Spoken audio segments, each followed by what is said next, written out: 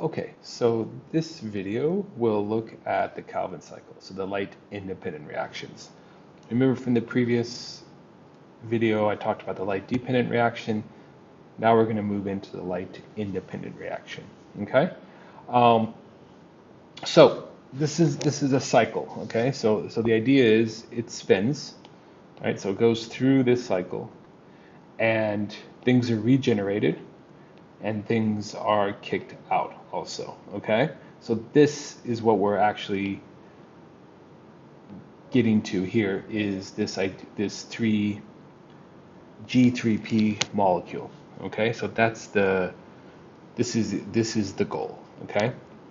And then this molecule can be used for lots of different things, but if you take two of them, join them together, you get glucose, okay? So that's kind of how photosynthesis is explained, right?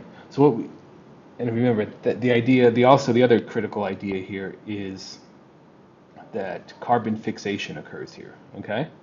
So the idea is that here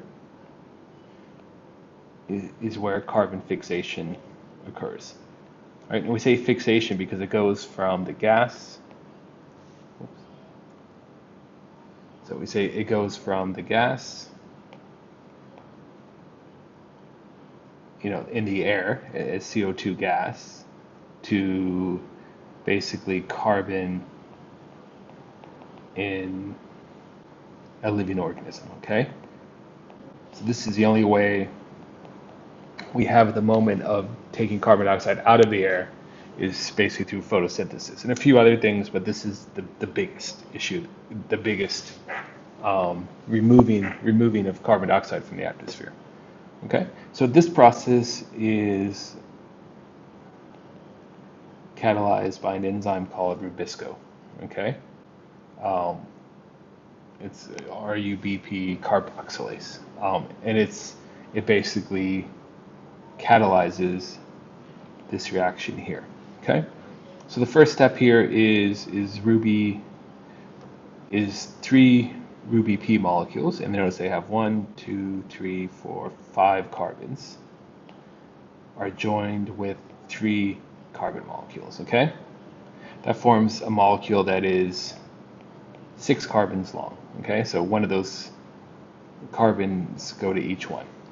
There's a series of reactions that basically causes this to split into something we call 3-PGA.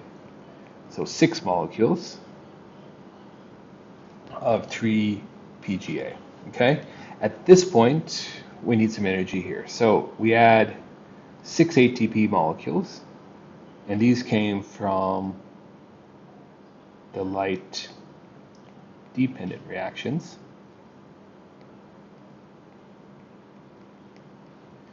And 6 NADPH, which also came from the light dependent reactions. Okay, remember those were made up here, particularly right here and right here. Okay,